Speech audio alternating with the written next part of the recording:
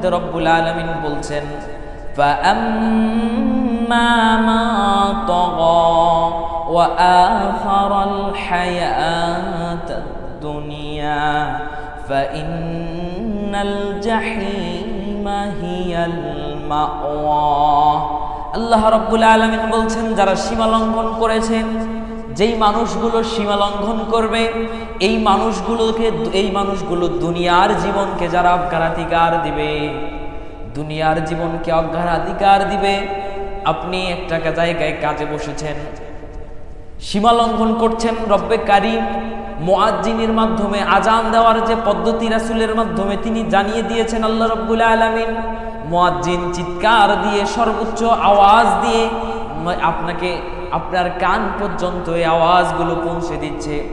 আল্লাহ রাব্বুল আলামিন এগুলো ব্যবস্থা করে দিয়েছেন। আপনাকে সতর্কতার জন্য ডাকা হচ্ছে মসজিদের দিকে, কিন্তু আপনি চিন্তা করে দেখেন আপনি নিজের প্রবৃত্তির উপরে কিভাবে লেগে আছেন, দুনিয়াকে কিভাবে প্রাধান্য দিচ্ছেন, অগ্রাধিকার দিচ্ছেন। আপনি জমিতে ফসল লাগাচ্ছেন, গরুটাকে গোসল করাচ্ছেন, অথবা আপনি ঘাস কাটতে গিয়েছেন, অথবা কোথাও কাজে ধরেছেন। এই কাজগুলোতে করতে গিয়ে আপনি চিন্তা করছেন যদি আমি এখন নামাজে যাই একটু পরেই যাব, এরকম করতে করতে অনেকে নামাজে আসতে পারে না। আবার অনেকে প্রাধান্য দেয় যে না, নামাজ তো অনেক পড়ছি, আজকে না হয় কাজটাই করে যাই। কি বলেন, এমন মানুষ আছে কিনা? অহরহর মানুষ এমন সমাজে রয়েছে যার কারণে তাদের উন্নয়ন হয় না। এই ব্যক্তিগুলো সম্পর্কে রব্বুল আলামিন বলছেন যারা নিজেদেরকে দুনিয়াকে অগ্রাধিকার দিবে, আজান শোনার পরে, আল্লাহর বাণী শোনার পরে, মসজিদের আওয়াজ শোনার পরে মানুষ ডাকছে, পাশের ভাই একই ঘরের একই ছনসা থেকে একই ঘরের পাশ থেকে ছোট ভাই বা বড় ভাই নিজের সন্তানটা পর্যন্ত নামাজে আসতেছে, অথচ আপনি নামাজে আসার আগ্রহ বোধ করেন না, আপনি আসতে পাচ্ছেন না, আপনি দুনিয়া নিয়ে পড়ে আছেন। আপনি চিন্তা করছেন যে আপনি এই সময় যদি আপনি 10টা মিনিট কাজ করেন তাহলে আপনি অমুক হাটটা ধরতে পারবেন। এখানে যদি 10টা মিনিট কাজ করেন আমি এই কাজটা শেষ হলে আগামীকাল অমুক কাজটা ধরতে পারবো। এইভাবে দুনিয়াকে যদি আপনি অগ্রাধিকার দেন, আল্লাহ রাব্বুল আলামিন আপনার সম্পর্কে বলছেন ফাইন্নাল জাহিমা হিয়াল মাওয়া। আল্লাহ বলছেন নিশ্চয়ই তার জন্য জাহান্নামেই হবে তার আসল ঠিকানা। জোরে বলি না আউযুবিল্লাহ।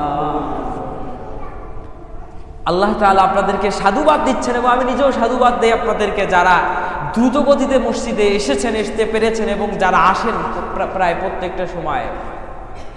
প্রিয় হাজিরিন, এই দুনিয়াকে অগ্রাধিকার দিলে আপনার জাহান্নাম হবেই। দুনিয়াকে অগ্রাধিকার প্রাধান্য দিলে আপনি সীমা লঙ্ঘন করবেন। কারণ আজান হওয়ার পরে, মসজিদে আজান হওয়ার পরে একজন মুসলমান পুরুষের দায়িত্ব হলো যত দ্রুত সম্ভব সে মসজিদে এসে হাজির হওয়া, যত দ্রুত সম্ভব জামায়াতের সাথে সালাত আদায় করা। হ্যাঁ, আপনার যদি কোনো মাল হারানোর সম্ভাবনা থাকে যে আমার সম্পদ হারিয়ে যাবে, আমি নামাজে গেলে আমার ঘর চুরি হয়ে যাবে, তখন আপনি জামাত ছাড়া বাড়িতে নামাজ একা আদায় করতে পারবেন। আপনি বাসা থেকে বের হলে হিংস্র পশু আপনাকে কামড়ায়া ছিঁড়ে নিবে, আপনি বাসা থেকে বের হলে শত্রু আপনাকে মারতে পারে, আপনি অনেক বৃষ্টিপাত হচ্ছে, বজ্রপাত হচ্ছে, আপনি আসার কোনো ব্যবস্থা পাচ্ছেন না। যদি এগুলো কারণ হয়, আপনি এমন অসুস্থ যে আপনি চলাফেরা করতে পারছেন না, এমন যদি হয়, আপনার জন্য জামাতে আসা আল্লাহ রাব্বুল আলামিন রাসূলের মাধ্যমে রুখসত দিয়েছেন যে না, সে নামাজে না আসলেও বাসায় নামাজ আদায় করলে তার নামাজ হয়ে যাবে। আপনারা অনেকেই জানেন, হাদিসখানা শুনেছেন আপনারা, আল্লাহর রাসূলের এক সাহাবী, অন্ধ সাহাবী, আল্লাহ রাসূল সাল্লাল্লাহু আলাইহি ওয়াসাল্লামকে এসে জিজ্ঞাসা করলেন, ইয়া রাসূলুল্লাহ, আমি তো অন্ধ মানুষ, আমার জন্য কি নামাজের জামাতে আসা জরুরি? আল্লাহ রাসূল সাল্লাল্লাহু আলাইহি ওয়াসাল্লাম তাকে বলে দিলেন, হ্যাঁ ঠিক আছে, তুমি যেহেতু আসতে পারো না, তুমি নামাজে না আসলেও, জামাতে তোমার না আসলেও হবে, তুমি বাড়িতে নামাজ আদায় করবে। দেখেন লোকটা চলে যাচ্ছে, আল্লাহ রাব্বুল আলামিন ওহী নাজিল করে জানায় দিয়েছেন। আল্লাহ রাসূল সাল্লাল্লাহু আলাইহি ওয়াসাল্লাম তাকে আবার জিজ্ঞাসা করলেন, একটু দাঁড়াও, ও আমার সাহাবী একটু দাঁড়াও, তুমি কি আজান শুনতে পাও নাকি? ওই অন্ধ সাহাবী বললেন, ইয়া রাসূলুল্লাহ, হ্যাঁ আমি আজান শুনতে পাই। আল্লাহ রাসূল সাল্লাল্লাহু আলাইহি ওয়াসাল্লাম বললেন, তুমি আজানের জবাব দিবা এবং তোমার কোনো সঙ্গীকে ধরে অথবা তুমি কোনোভাবে পথ তালাশ করে করে মসজিদের জামাতে এসে শরীক হবে। জোরে বলি সুবহানাল্লাহ। মসজিদের জামাতে আসা একজন অন্ধর জন্য রুখসত দেওয়া হয় নাই, আর সেই জায়গায় আপনি জামাতে নামাজ আদায় করা বাদ দিয়ে, নামাজই তো বাড়িতে পড়েন না, জামাতে একা বললে সেটাও আলহামদুলিল্লাহ, কিন্তু বাড়িতে পড়েনই না আপনি, জামাতে তো দূরের কথা। অনেক আল্লাহর বান্দা আছে 4 ওয়াক্ত নামাজ জামাতের সাথে আদায় করে, অথবা 4 ওয়াক্তই পড়তে পারে, অথবা 3 ওয়াক্ত আদায় করতে পারে, 2 ওয়াক্ত সে বাড়িতে থাকে বা ঘুম থেকে উঠতে পারে না বা কোথাও গিয়েছে, তখন সে আর সেই নামাজটা আদায় করে না। ভাই, আপনার জন্য তো শুধু এই মসজিদটা নির্দিষ্ট নয়, আপনার জন্য অনেক এই বিশ্বে পৃথিবীতে অনেক মসজিদ আছে, এবং আপনি মসজিদে যে জামাতে ধরতে না পারলেও আপনার কোনো কারণে ব্যতিক্রম নামাজ ছুটে গিয়েছে, আপনি জামাত ছুটে গিয়েছে, জামাত ধরতে পারেন না, আপনি একাকী নামাজটা আদায় করে নেন, তখন তো আপনার সফলতা আসবে, তখন আপনি পূর্ণতা পাবে আপনার ভিতরে। কিন্তু আপনি কি করছেন? আপনি জামাতে কিছুটা আদায় করছেন, আবার সুযোগ পাইলে না পড়তে পারলে জামাতে ছেড়ে দিচ্ছেন। এরা তো তাও একটা পর্যায়ে আছে, আর এমন এমন পোড়া কপালওয়ালা মানুষ মসজিদের আশেপাশের বাড়িগুলো বলেন বা দূরের বলেন বা পুরো বাংলাদেশে বলেন, সারা বিশ্বে বলেন, এমন মানুষ আছে যে যারা শুক্রবারের দিনেও মসজিদে আসে না। এমন আছে কিনা? শুক্রবারের দিনেও মসজিদে আসতে চায় না। প্রিয় হাজিরিন, এগুলোর আগ্রহ বাড়ানো দরকার। অনেকে হয়তোবা জেনে থাকবেন, ভাই নামাজে যাচ্ছে, ভাই নামাজে যাবে নাকি, আমাকে একজন এসে বলল সেই দিন, উনি নামাজে আসে জন্য অন্য ভাইরা ওনাকে দেখে পালায়, অন্য ভাইরা ওনাকে দেখে পালায় যে আমাকে যদি নামাজে টানি নিয়ে যায়, আমাকে যদি নামাজের ট্রেনে নিয়ে যায়। এরকম ভাই আছে, তিনিও এখানে উপস্থিত আছেন। চাচার কথা মনে পড়লো দেখে এই জন্য বললাম। উনি নামাজ আদায় করতে আসছে, অন্য ভাইরা দেখে পলায় যে আমার ট্রেনে মসজিদে নিয়ে যাবে, ওর ভয়ে পলায়। ভাই, আপনার এই ভাই আপনাকে কল্যাণের পথে ডাকছে, এই ভাই আপনাকে কল্যাণের পথে রাখে, এই ভাই আপনাকে জাহান্নামের দিকে নিয়ে যায় না। অথচ আপনি কোন দিকে যাচ্ছেন? আপনার যেই ভাই বলতেছে, তোর এত টাকা বেশি হয়েছে, এই টাকাগুলো অমুক জায়গায় লাগায় দে, তোর অনেক বেশি ফায়দা হবে, আপনি তার কথা শুনতেছেন। দুনিয়ায় টাটকা লাভ, আমি টাকা লাগাচ্ছি 10,000, 10 দিন পরে বা 1 মাস পর পরে আমি টাকা পাচ্ছি, টাটকা লাভ। আপনি বলবেন যে আমার ওই হুজুর ভাই আর কি বললো, কি উয়াদ দিল, হচ্ছে আমার এ ভাই ভালো, আমার দুনিয়ায় টাটকা লাভের কথা বললো। কি বলেন, এমন লোক আছে কিনা? প্রিয় হাজিরিন, আমরা আসল সফলতা কোথায় এটা বোঝার চেষ্টা করি না। দেখেন অন্যদিকে আল্লাহ রাব্বুল আলামিন কি বলছেন? ওয়া আম্মা মান খাফা মাকামা রাব্বিহি ওয়া নাহান নাফসা আনিল হাওয়া ফাইন্নাল জান্নাতা হিয়াল মাওয়া। জোরে বলুন আল্লাহু আকবার। আল্লাহ রাব্বুল আলামিন কত সুন্দর উদাহরণ দিয়েছেন। অন্যদিকে যেই ব্যক্তিটা নিজ প্রতিপালকের সামনে, আল্লাহ রব্বুল আলামিনের সামনে দাঁড়ানোকে ভয় করে, যে আমি আল্লাহর সামনে যে দাঁড়াবো, তার সামনে দাঁড়ালে যে আমার ভয়, একটা ভীতি লাগবে, তিনি যে বিচার করবেন, তিনি যে রহমান, তিনি যে রহিম, তিনি যে কাহার, তিনি যে কঠিন বিচারক, এইগুলো চিন্তা করে আল্লাহ রব্বুল আলামিনকে বেশি ভয় করে দুনিয়ার কোনো প্রবৃত্তি সে কুপ্রবৃত্তি মানে না। সিনেমা দেখতে যায় না, সুদের দিকে যায় না, অন্যায় অবিচারের দিকে যায় না, মিথ্যাচারের দিকে যায় না। ওই ব্যক্তিটা সম্পর্কে আল্লাহ রব্বুল আলামিন জানায়া দিচ্ছেন, ফা ইন্নাল জান্নাতা হিয়াল মাওয়া।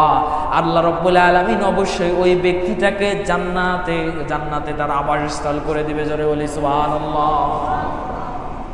পাশাপাশি আল্লাহ রব্বুল আলামিন আয়াত দিয়ে জানায়া দিলেন, একদল যারা দুনিয়াকে প্রাধান্য দেবে, এদের আবাসস্থল জাহান্নাম হবেই, আর একদল যারা আল্লাহর সামনে দাঁড়ানোকে ভয় করবে, ভয় করে এই মানুষগুলো আল্লাহর ইবাদত বন্দেগী করবে, কুপ্রবৃত্তির অনুসরণ করবে না, এদের জন্য আল্লাহ রাব্বুল আলামিন জান্নাত রেখে দেবে। সুবহানাল্লাহি বিহামদিহি। প্রিয় হাজিরিন, কত সুন্দর কথা আল্লাহ রাব্বুল আলামিন কোরআনে আমাদেরকে উদাহরণ দিয়ে দিয়েছেন। যেই দুনিয়ার জন্য আপনি অহরহ সময় পার করে দিচ্ছেন। অনেকে হয়তো এই হাদিসটা জানেন। আল্লাহ রাসূল সাল্লাল্লাহু আলাইহি ওয়াসাল্লাম একদিন তিনি একটি বাজারের আলিয়া, মক্কা মদিনার একটি আলিয়া অঞ্চল, এই অঞ্চল দিয়ে একটি বাজারের মধ্যে আল্লাহ রাসূল সাল্লাল্লাহু আলাইহি ওয়াসাল্লাম যাচ্ছিলেন। তিনি একটি দেখতে পাইলেন যে একটি মরা ছাগলের বাচ্চা পড়ে আছে, তাও আবার সেটা কান কাটা। মরা ছাগলের বাচ্চা পড়ে আসে, সেটা কোনো বর্ণনায় এসেছে কান কাটা অথবা ক্ষুদ্র কান, ছোট ছোট কান, এরকম একটা ছাগল ওই জায়গায় মৃত বকরির বাচ্চা পড়ে আসে, ছাগলের বাচ্চা পড়ে আছে। ওইটা দেখে আল্লাহ রাসূল সাল্লাল্লাহু আলাইহি ওয়াসাল্লাম লোকদেরকে ডাক দিলেন যে কে নিবে, একটু এদিকে শোনো। নিলামের ডাক যেমন করে দেওয়া হয় এরকম করে নিলামের ডাক আল্লাহ রাসূল সাল্লাল্লাহু আলাইহি ওয়াসাল্লাম দিলেন। আল্লাহ রাসূল দেওয়ার পরে বললেন, কে আসো, এই মরা ছাগলের বাচ্চাটা 1 দিরহাম দিয়ে কিনে নিবে। এই মরা ছাগলের বাচ্চাটা, এই ছোট কানওয়ালা বাচ্চাটাকে 1 দিরহাম দিয়ে কিনে নিবেন। আল্লাহ রাসূলের এক একজন সাহাবী এক একজন বলতেছিল যে ইয়া রাসূলুল্লাহ, এই ছাগলটা একটি ছোট কান, অন্যদিকে মরা, সেইটাকে 1 দিরহাম কেন? কেউ যদি আমাদেরকে ফিরিয়ে দেয় তারপরও আমরা এটা নেব না। আপনারা নেবেন নাকি? কেউ নেবেন না ভাই। আল্লাহ রাসূল কি উদাহরণ, সুন্দর উদাহরণ দিয়ে তিনি বুঝায় দিলেন যে বিনা পয়সায় দেওয়ার পরে ওই মরা ছাগলটা, কান ছোট ছাগলটাকেও তোমরা যারা নিচ্ছ না, আল্লাহ রাসূল সাল্লাল্লাহু আলাইহি ওয়াসাল্লাম এভাবে উদাহরণ দিলেন যে এই মরা ছাগলটার মূল্য আল্লাহ রাব্বুল আলামিনের কাছে যেমন, এই দুনিয়ার মূল্য আল্লাহ রাব্বুল আলামিনের কাছে তেমন। আর সেই মরা ছাগলের মতো উদাহরণ, যেইটা ছোট কানওয়ালা মরা ছাগলের মতো যেই দুনিয়া, সেইটার জন্য ইনকাম করার জন্য, নিজের মাল সম্পদ বৃদ্ধি করার জন্য, নিজের সম্মান বৃদ্ধি করার জন্য আপনি কি করছেন না, আপনি কি অন্যায়টা করছেন না, কত অন্যায় আপনি করে যাচ্ছেন, এগুলো আপনি কখনো ভেবে দেখেন না। আপনি কি আমলটা করছেন পরবর্তী জিন্দেগিতে ভালো থাকার জন্য, কি আমলটা করছেন? আপনি সাদা দাড়িটা আপনি কালো করছেন যেন মানুষ আপনাকে জোয়ান বলে, আপনাকে যেন মানুষ বলে যে সে যুবক। আরে ভাই, আপনি তো এইটা কালার দিয়ে আপনাকে যুবক বানাতে পারবেন না। আপনার শরীরের একটা শক্তি যেটা আছে, এইটা তো আর আপনার যৌবন ফিরে আসবে না। আসবে না কি? কথা বলেন তো, আসবে না। আপনি এইটা চেষ্টা করছেন ওই দিকে চাঙ্গা হওয়ার জন্য, কিন্তু পরকাল যেটা আছে, আপনি দুনিয়ায় সম্পদ বৃদ্ধি বলেন, ভালো গাড়ি করেন, বাড়ি বলেন, জায়গা জমি বলেন, এলাকায় মানুষের সামনে নিজের সম্মান উপরে তোলার চেষ্টা করা বলেন, এগুলো সবটা করে যাচ্ছেন, কিন্তু পরকালের জন্য নিজের আয় রোজগারটা আপনি বৃদ্ধি করছেন না। আপনি কত বড় নির্ঘাত বোকা মানুষ, সেটা আপনি নিজেও সঠিকভাবে বোঝার চেষ্টা করেন না, বুঝতে পারেন না। প্রিয় হাজিরিন, অনেকে এই মানুষগুলোকে তো আবার বোকা বলে যারা এই খালি 5 ওয়াক্ত নামাজ আদায় করে। অনেকে আবার মুয়াজ্জিনের আজান শুনে তো বলে যে মুয়াজ্জিনের আর কাজ নাই, যে খালি 5 ওয়াক্ত নামাজে আজান দেয়, এর আর কোনো কাজ নাই। এরকম অনেক মানুষ আছে আমি দেখতে পাবো। প্রিয় হাজিরিন, মুয়াজ্জিন আপনাকে আলোর পথে ডাকতেছে, আপনি এগুলো বোঝার চেষ্টা করছেন না। আপনি দেখেন যেগুলো অর্জন করতেছেন। একজন মানুষ, আল্লাহ রাসূল সাল্লাল্লাহু আলাইহি ওয়াসাল্লাম বলেছেন যে একজন মানুষ মৃত্যুবরণ করলে সে 3টা বস্তু নিয়ে সে মৃত্যু কবর পর্যন্ত যায়। কয়টা জিনিস? 3টা জিনিস আল্লাহ রাসূল বললেন। 2টা সে তার কাছ থেকে ফিরে আসে, আর একটা জিনিস তার সঙ্গে থেকে যায়। আল্লাহ রাসূল সাল্লাল্লাহু আলাইহি ওয়াসাল্লাম বললেন যে তার সঙ্গে সেখানে যে 3টা জিনিস যায়, তার সঙ্গে সঙ্গী সাথী যায়, এবং সে যেই খাটলিতে বলেন বা আশেপাশের মানুষগুলো যারা বলেন, এই মানুষগুলো নিয়ে ওখানে চলে যায়। তার যে কাপড়, যেই তার টাকা দিয়ে যে কাফনটা পরা হয়েছে, এই কাপড়টা সম্পদ সহ তার যে সম্পদ, এইটা নিয়ে সে কবর পর্যন্ত যায়। যাওয়ার পরে তার আত্মীয় স্বজন চলে যায়, যখন তার একটা সম্পদ চলে যায়, এরপরে তাকে যখন কবরে রাখা হয়, কবরে রাখার পরে তার যে মাল ধন সম্পদ যেগুলোতে করে নিয়ে আসা হয়েছিল, সেগুলোও সেখান থেকে চলে যায়। শুধুমাত্র তার সাথে একটা জিনিস অবশিষ্ট থাকে। জোরে বলেন তো, সেটা কি? তার নেকামল। আপনি খারাপ আমল, শুধু নেকামলই নয়, আপনি খারাপ আমল করেছেন সেটাও আপনার সাথে ওখানে যাবে। আপনি ভালো আমল করেছেন সেটাও আপনার সাথে যাবে। আপনি যদি ভালো আমল করে থাকেন, ভালো আমল আপনাকে ছাপাই গায়া জান্নাতের পথে নিয়ে যাবে। আর যদি খারাপ আমল করেন, তাহলে আপনাকে ওই খারাপ আমলটা আপনার সঙ্গে যেইটা ছিল সেইটা আপনাকে জাহান্নামে নিয়ে যাওয়ার জন্য সাক্ষী দেবে। জোরে বলি নাউজুবিল্লাহ। প্রিয় হাজিরিন, আমরা এগুলো কবে বুঝবো? কত আলোচনাই তো আমার কাছে শোনেন, এর আগে কত বছর যারা মুরব্বী হয়ে গিয়েছেন, জীবনে কত জুমা আদায় করেছেন মসজিদে, জীবনে কত ওয়াজ মাহফিল শুনেছেন আপনি, কিন্তু নিজের পরিবর্তনটা কই? দাড়ি পেকে গিয়েছে কিন্তু মসজিদে আসতে পারে না, দাড়ি পেকে গিয়েছে হাঁটুর উপর কাপড় তোলা বন্ধ করতে পারে না, দাড়ি পেকে গিয়েছে সে বিড়ি সিগারেট খাওয়া ছেড়ে দিতে পারে না, দাড়ি পেকে গিয়েছে বউ পিটানো ছাড়তে পারে না, দাড়ি পেকে গিয়েছে মা তার বৃদ্ধা হয়ে গিয়েছে, মার সাথে খারাপ আচরণ করা ছাড়তে পারে না, দাড়ি পেকে গিয়েছে, বয়স্ক হয়ে গিয়েছে, তারপরেও একজন মানুষের সাথে শালীনতার সাথে কিভাবে সুন্দরভাবে কথা বলতে পারে এরকম আদব কায়দা সে শেখে না। এরকম আছে কিনা ভাই? অসংখ্য অগণিত মানুষ রয়েছে এইরকম প্রকৃতি। প্রিয় হাজিরিন, বয়সের পাল্লা মাপতে গেলে আপনার বয়সটা অনেক বেশি হয়ে গিয়েছে, তারপরেও নিজের সংশোধনের দিক থেকে মুসলিম হিসাবে নিজেকে কতটা সংশোধন করেছেন? এই শাবান মাস এসেছে, শাবান মাস এসেছে, আপনাকে আগমনী বার্তা দিচ্ছে রমাদান মাস আসছে। এই যে রমাদান মাস আসছে, হয়তোবা রমাদান মাসে ধান কাটার সময় আসে বা কঠিন সময়গুলো আসে, এই সময়গুলোতে বেশ কিছু কয়েক রমাদান থেকে এই যে ধান কাটাকাটির কাজ চলে আসছে রমাদানের ভিতরে, এই সময়গুলোতে কাজ করছে। অনেকে বলছে যে যদি রোজা থাকি তাহলে কাজ করতে পারবো না, অনেক আল্লাহর বান্দা আছে যে না ঠিক আছে রোজা থেকেও তারা কাজ করছে। অন্যদিকে আল্লাহ রাব্বুল আলামিন যারা শ্রমিক নেয় এদের জন্য কি ঘোষণা দিয়েছেন রাসূলুল্লাহ সাল্লাল্লাহু আলাইহি ওয়াসাল্লামের মাধ্যমে? আল্লাহ রাসূল সাল্লাল্লাহু আলাইহি ওয়াসাল্লাম বলেন, যারা এই রমাদান মাসে কোনো মানুষকে কাজে নেয়, কাজে নেওয়ার পরে তার জন্য সহজ করে দেয় কোনো কাজ করা, অর্থাৎ অল্প সময় কাজ করলে তাকে টাকা দিয়ে দেয়। আপনি সারাটা বছর তো 11টা মাস তো আপনি পর্যাপ্ত সেই ফজর থেকে শুরু করে বা 8টা থেকে শুরু করে আসর পর্যন্ত কাজ করায় নেন, রমাদান মাসে যদি আপনি অর্ধেক বেলা কাজ করায় নিয়ে তাকে ওই টাকাটা দেন, যে টাকা দিচ্ছেন সেইটা থেকে রব্বুল আলামিন আপনাকে সওয়াব দিবেন, এবং আপনি যে তাকে ছাড় দিলেন এই অর্ধেক বেলা কাজ করার কারণে সে রোজাটা তার ভাঙতে হলো না, সে কাজ করলো, তারও তো সংসার চালাতে হবে। এইভাবে যদি তাকে আপনি সহযোগিতা করেন, আপনি একদিকে আপনার বেশি করে টাকা দেওয়ার জন্য সওয়াব পাইলেন, অন্যদিকে আপনার কারণে ওই বান্দাটা পরিপূর্ণ একটা রোজা রাখার ক্ষমতা সাহস পাইল, রোজা রাখতে পারলো, তা সে যে রোজা রাখলো একটা কবুলের সওয়াব আপনি আপনার আমলনামায় আল্লাহ তাআলা দান করে দিবে। জোরে বলি সুবহানাল্লাহ। শুধু কি তাই? এটা তো একটার হিসাব আসলো, আর রমাদান মাসে আল্লাহ তাআলা নেকির পাল্লা 10 থেকে 700 গুণ পর্যন্ত বৃদ্ধি করে দেয়। জোরে বলি সুবহানাল্লাহ। আপনি দিলেন 1 টাকা, সেটা 700 গুণ পর্যন্ত আল্লাহ তাআলা বৃদ্ধি করে দিবেন। বিশ্বাস হয় না? ব্যাংকে আপনি টাকা রাখলে, দুনিয়ার ব্যাংকে আপনি টাকা রাখলে, আপনি রাখছেন টাকা, আপনাকে সেটা বৃদ্ধি করে আপনাকে দিয়ে দিচ্ছে, অথচ আল্লাহ তাআলার ব্যাংকের কি ঘাটতি আছে? কথা বলেন তো। আল্লাহ তাআলার কোনো কিছুর অভাব নাই, সেই আল্লাহ রাব্বুল আলামিন আমাদের কিগুলো পরিপূর্ণ করে দেওয়ার ওয়াদা করছেন, বৃদ্ধি করে দেওয়ার ওয়াদা করছেন। শুধু আমাদের একটা সুন্দর মনের দরকার, সুন্দর মানসিকতার দরকার, যার মাধ্যমে আমরা এগুলো করে এগিয়ে যেতে পারি।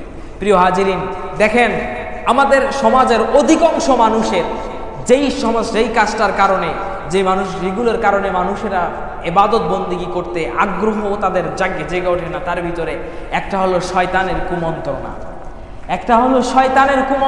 কারণ শয়তান আদম আলাইহিসসালাতু ওয়াসসালামকে বনি আদম সৃষ্টি করার পর থেকে শয়তানের মিশন বনি আদমকে কিভাবে পথভ্রষ্ট করা যায়, এই চেষ্টা তার মিশন এটাই। সে ডান থেকে বাম থেকে সামনে থেকে পিছনে থেকে এগুলো থেকে আপনাকে সবসময় আক্রমণ করবে। শয়তানের এই চক্রান্তটা বোঝার চেষ্টা করতে হবে। শয়তানের এই চক্রান্ত বোঝার চেষ্টা করে তাকে মোকাবেলা করতে পারলে আপনি সফল কাম হবে। এরপরে আরো বেশি বর্তমান সময়ে যেই জিনিসটা বেশি প্রভাব ফেলে মানুষকে ইবাদত বন্দেগী এবং ভালো কাজের দিকে নিয়ে বেশি আসতে বাধা দেয়, সেটা হলো অসৎ সঙ্গ।